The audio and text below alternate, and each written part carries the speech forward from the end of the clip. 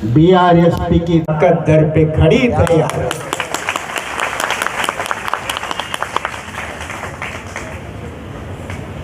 पहला कदम है दिल्ली में।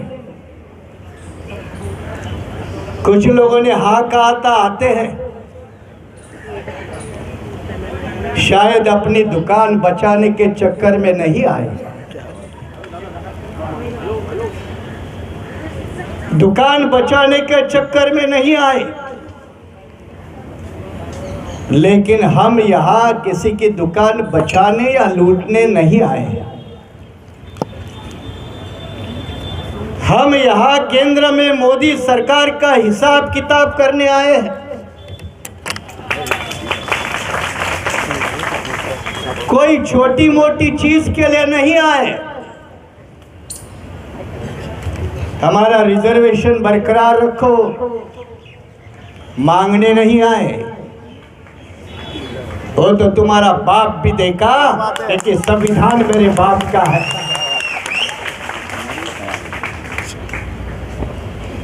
ये धरना प्रदर्शन किसी नेता की नेतागिरी बचाने के लिए नहीं है। मेरे भाई को अंदर मत करवाओ, मेरे भतीजों को अंदर मत करवाओ, मेरे परिवार को कोई तकलीफ ना दे दे। ये धरना उसके लिए नहीं भाई। ये धरना इस देश के संविधान के साथ गद्दारी करने वाले हर सरकार के खिलाफ है। ये धरना पृथ्वीराज जी को प्राइवेट सिक्योरिटी की डिमांड करने के लिए नहीं है। हमारे ऊपर बहुत जुल्म जाती होती है, हमारा बचाव करिए, हमारी हिफाजत करिए। इसके लोग बहुत से आकर दिल्ली में धरना प्रदर्शन करते हैं। ये धरना उसके लिए नहीं है। इस देश वर्तमान केंद्र सरकार के लीडरशिप में उनके गलत नीतियों के कारण अर्थव्यवस्था से लेकर डिफेंस सेक्टर तक और एम्प्लॉयमेंट से लेकर फाइनेंशियल सिस्टम तक कितना खोखला हो चुका है, उसका हिसाब करने के लिए यह धरना प्रदर्शन है। यह धरना प्रदर्शन किसी नेता की प्रॉपर्टी बचाने के लिए नहीं है कि मैंने बहुत प्रॉपर्टी कमाई है, इनकम टैक्स की रेड पड़ सकती है, ईडी का दबाव आ सकता है, इन्फोर्समेंट डायरेक्टरेट का दबाव आ सकता है।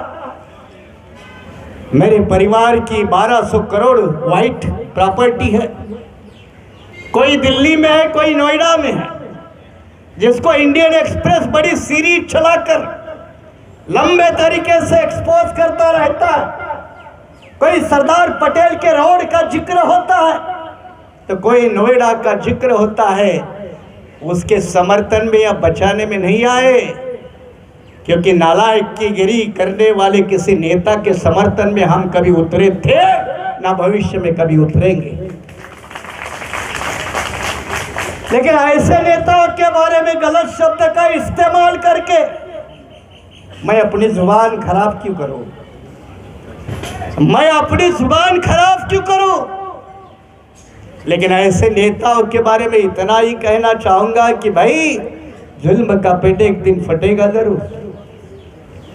नॉर्मली मैं कभी शेरो शायरी बहुत कम करता हूँ, लेकिन जब करता हूँ तो बीच में फिर रुकता नहीं हो। भाई, जुल्म का पेट एक दिन फटेगा जरूर, गरीबों का हक एक दिन बटेगा जरूर, लेकिन नापाक होती है कुत्तों की दोस्ती, काटेगा नहीं तो चाटेगा जरूर। इस तरह से नेतागिरी करने वाले, इसके समर्थन के लिए धरना नहीं है। मोदी सरकार का हिसाब किताब, लेकिन मोदी जी अपना हिसाब किताब देना नहीं चाहते, चुप रहना चाहते। कितने दिन, कब तक? 24 लंबा तो नहीं है। वैसे मोदी जी का रिकॉर्ड देखा जाए तो भारत के 1950 से लेकर आज तक जितने भी प्रधानमंत्री ने भाषण किए हैं ना, उसके 100 गुना ज्यादा भाषण अकेले मोदी ने किए हैं। अक्सर भाषण ही देते रहते, पत्रकारों से नहीं मिलते। हमारे पत्रकार लोग यहाँ बैठे बेचारे तरसते रहते हैं, लेकिन कोई फिल्मी कलाकार जाता है वो पत्रकार बनता है, डुप्लीकेट पत्रकार बन के इंटरव्यू लेता है। इतना डरपोक प्रधानमंत्री भारत को कभी नहीं मिला था, जो अपनी नीतियों के बारे में खुलकर समर्थन करने को पत्रकार के बीच में जाने की हिम्मत नहीं करता है। उसके सीने की बात ना करे तो अच्छा है, उसके सीने की बात ना करे तो अच्छा है, लेकिन इतना तो कह सकते हैं, मोदी जी तू इधर उधर की बात मत न कर। मैंने कहा ना, जब शेर व शायरी करता हूं तो मैं भी रुकता नहीं हूं। है वकील, कोई कवि साहित्यिक नहीं हूँ, शायर नहीं हूँ, लेकिन एक कांशीराम जी के तालीम का पैदा हो बच्चा हो, इसलिए सब कुछ करता हो। और इसीलिए कह रहा हूं कि मोदी जी तू इधर उधर की बात न कर। ये तो बता ये काफिला क्यों लूटा, ये तो बता ये काफिला कैसे लूटा। मुझे रहे से गिला नहीं, मुझे रहे जनों से गिला नहीं, तेरे रहबरी का सवाल है, तेरे लीडरशिप का सवाल है। और यही लीडरशिप कहते हैं बीजेपी वाले, हमारी पार्टी दुनिया की सबसे बड़ी पार्टी, हमारी जितनी मेंबरशिप है दुनिया में किसी की नहीं है।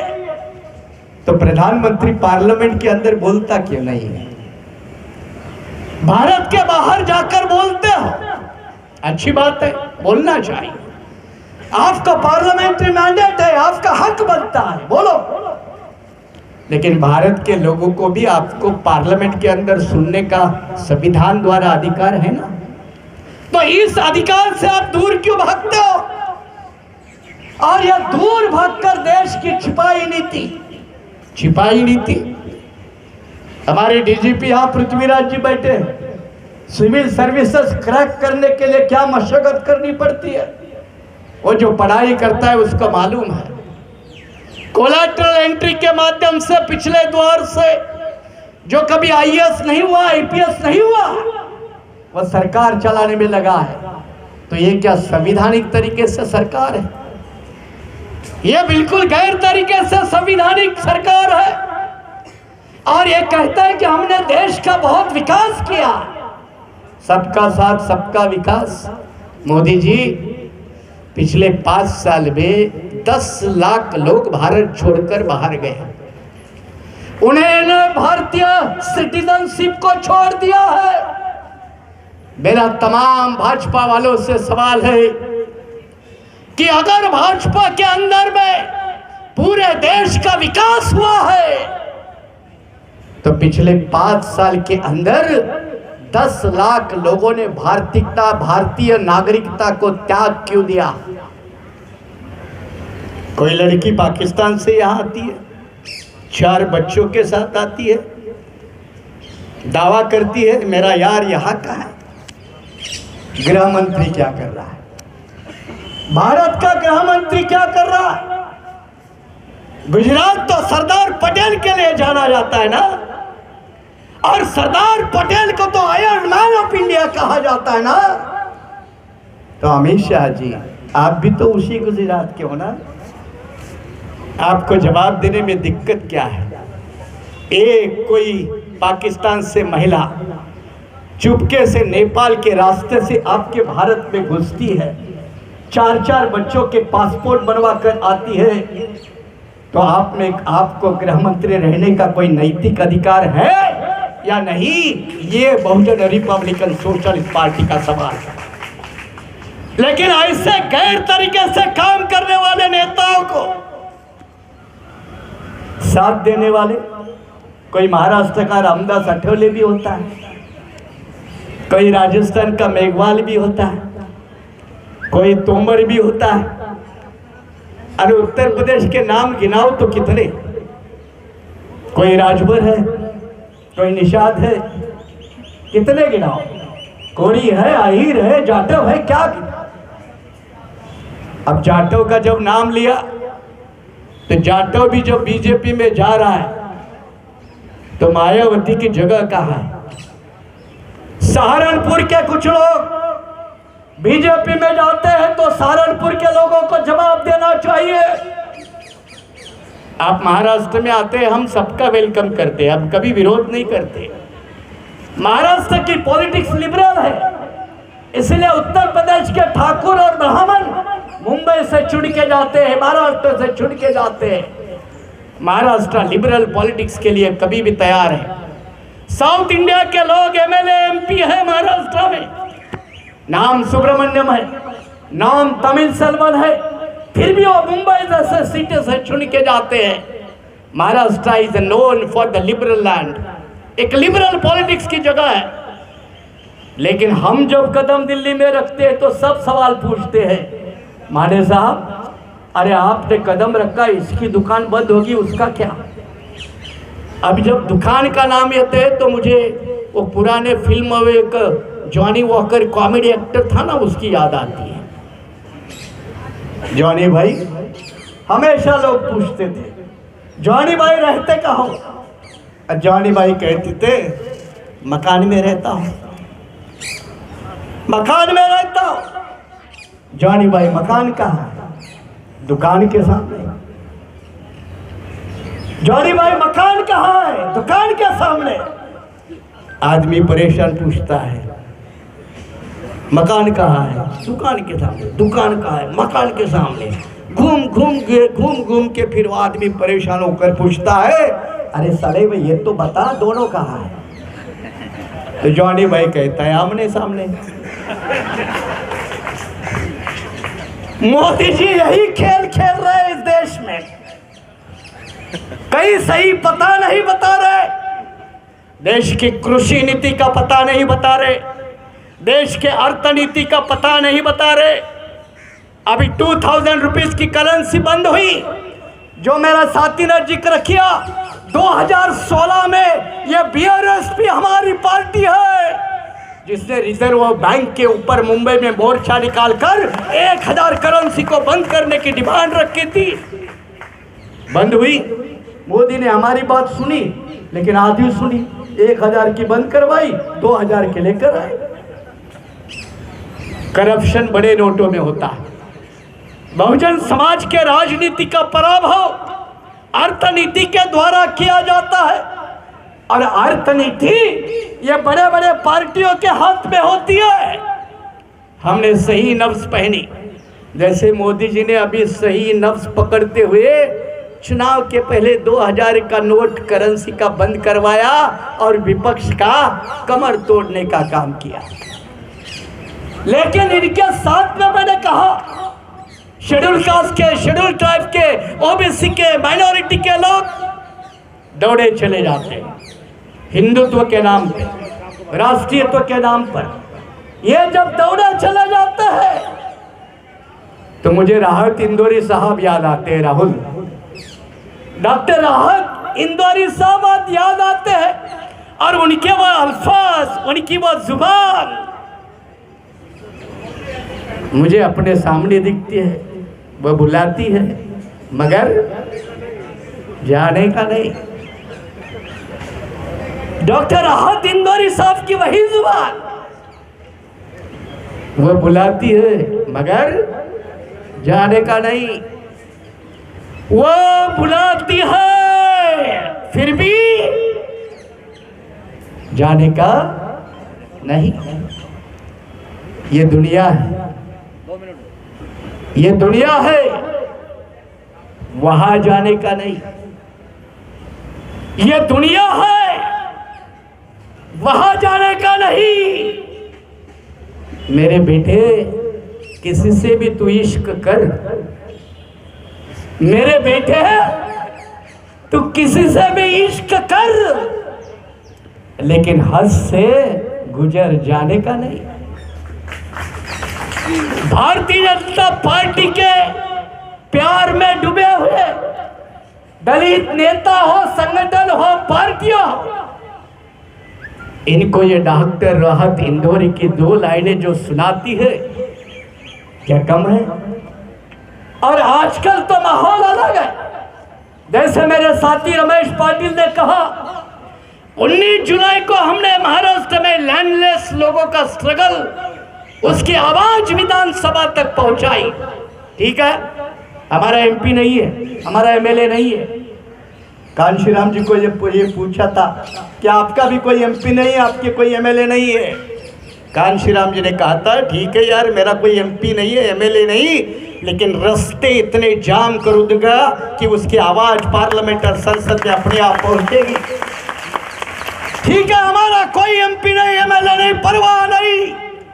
और जो है वो भी गधे सारे थोड़े काम के हैं, जो है वो भी सारे गधे थोड़े काम के।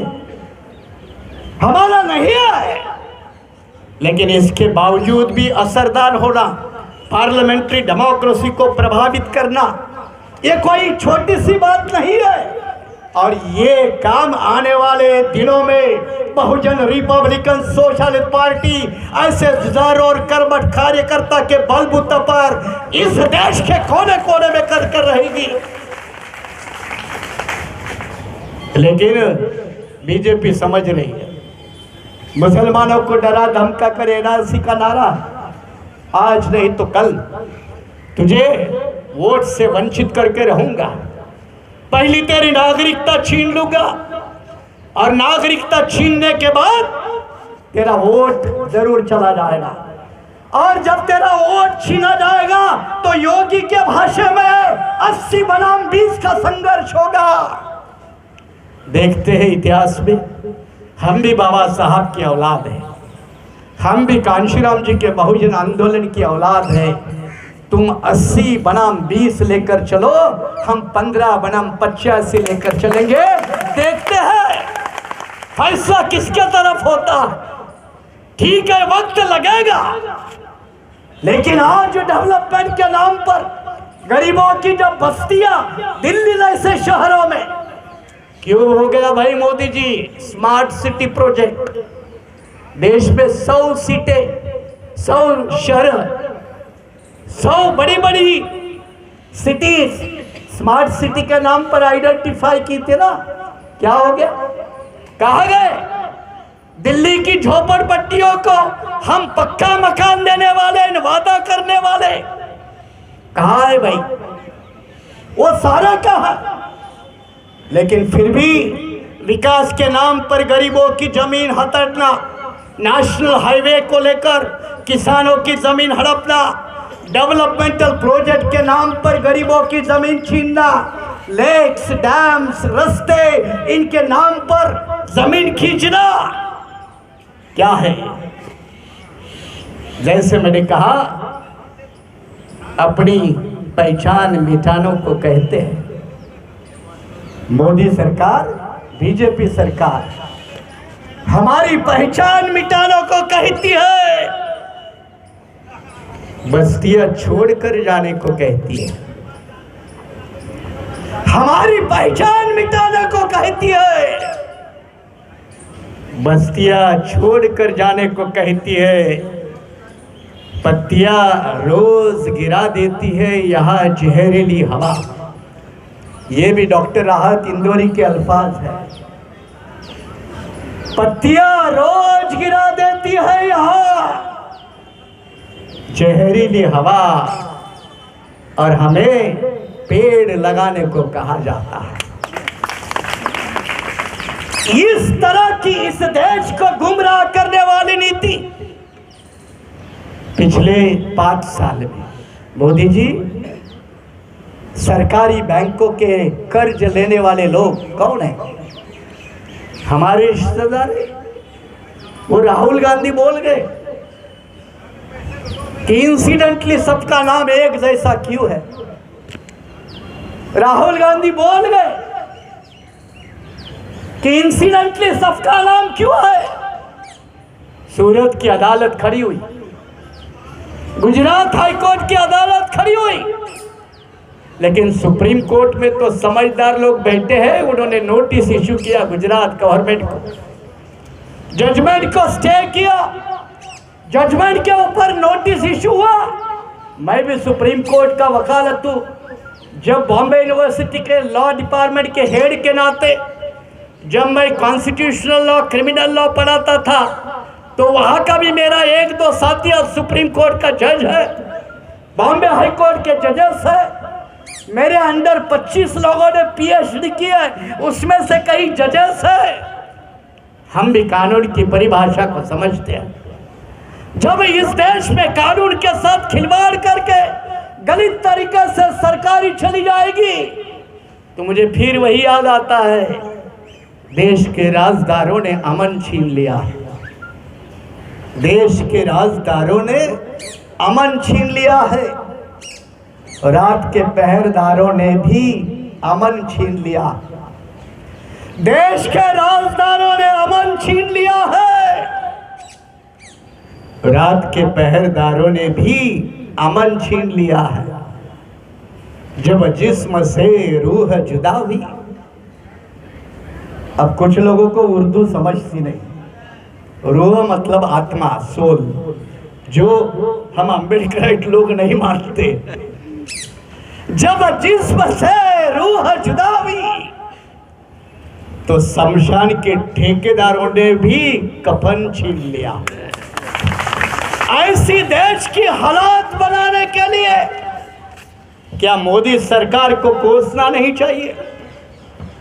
और बाबा साहब अम्बेडकर ने कहा, सरकारें आएगी, सरकारें जाएगी, लेकिन बड़ी मेहनत के साथ इन सरकारें बनवाने की तरकीब और उसकी मैकेनिज्म, उसका पॉलिटिकल वेपन मैं संविधान के माध्यम से आपके हाथ में छोड़ रहा हूं।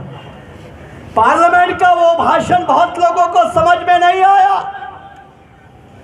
तब बाबा साहब ने कहा, मैं इस देश के अनपढ़, गवार, महिला समेत सारे लोगों को वोट का अधिकार दे रहा हूं। उस एक वोट की कीमत और राजा महाराजों की वोट की कीमत दोनों बराबर होगी, और मेरा गरीब आदमी एक न एक दिन उसी वोट के सहारे दिल्ली के तख्त पर जाकर बैठेगा। बाबा साहब की यह संवैधानिक सोच उस कांग्रेस वालों को अच्छी नहीं लगी। उसमें एक आचार्य कृपलानी थे। उन्होंने बाबा साहब को कहा, बाबा साहब आपका सपना कभी साकार नहीं होगा। बाबा साहब ने कृपलानी को पूछा, क्यों नहीं होगा? अरे कृपलानी ने कहा, बाबा साहब आप जिनको वोट का अधिकार दे रहे हो वो गरीब लोग हैं, लाचार है, मजलूम है, वो बिकेंगे। उनका वोट बिकेगा। जब उनका वोट बिकेगा तो उनका नेता बिकेगा। और उत्तर भारत में कितने नेता बिकने लगे हैं, कितने वक्त उत्तर प्रदेश से लेकर, ये हमारे तूफान जी बहुत बुजुर्ग साथी है, उन्होंने खुद में एक बार बसपा की तरफ से दिल्ली में चुनाव लड़ा है। वो भी अच्छे तरह से उत्तर प्रदेश के नेताओं को जानते हैं।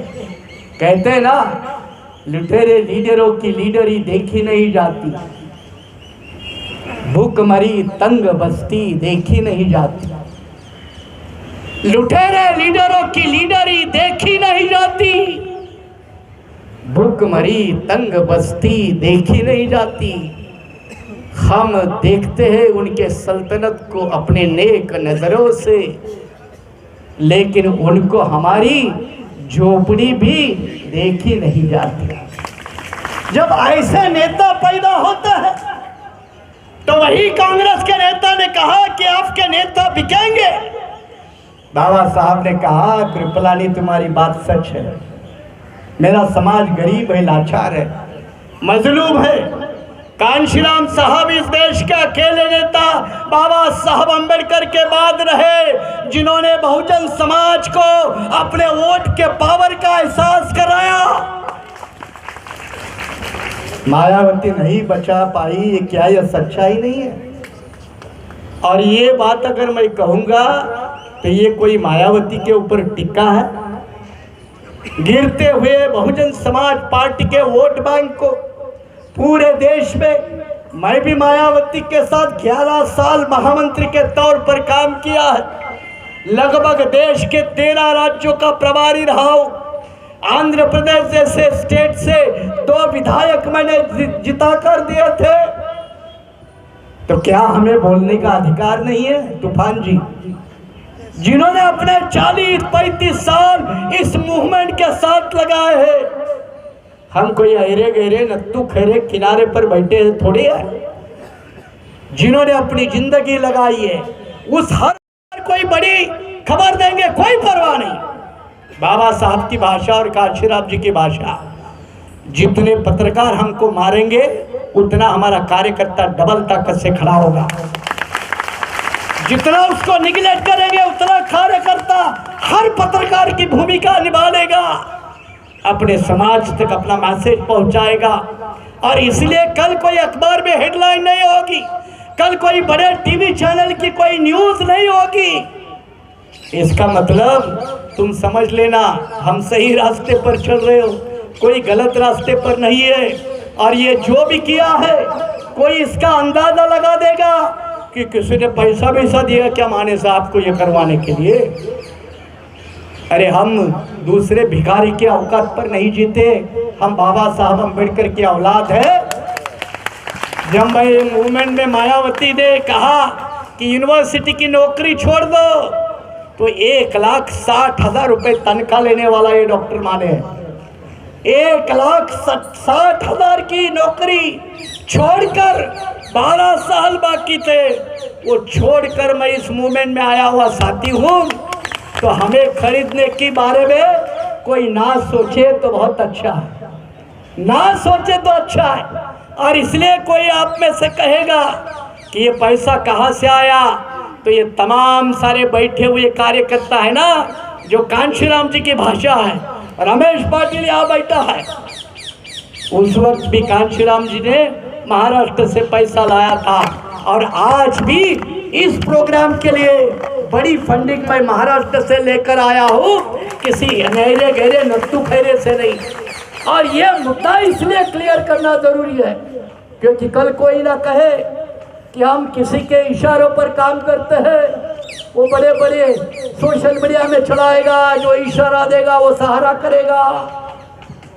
ऐसे अक्लमंद लोगों की सलाह की हमें कोई जरूरत नहीं है, क्योंकि उसमें गिरने वाले नहीं है। कहते हैं ना, हवा के झोंके से गिरने वाले वो पेड़ के सूखे पत्ते नहीं है। हवा के झोंके से गिरने वाले पेड़ के वो सूखे पत्ते नहीं है हम। आंधियों से कहे वो अपने औकात में रहे, आंधियों से कहे वो अपने औकात में रहे, ये इशारा देते हुए। और कल हमें फिर सुबह 10 बजे से डॉक्टर अंबेडकर भवन, रानी झांसी रोड पर। वीडियो कैसी लगी आप अपने कमेंट्स के माध्यम से हमें बता सकते हैं और चैनल को लाइक, शेयर और सब्सक्राइब जरूर करें। धन्यवाद।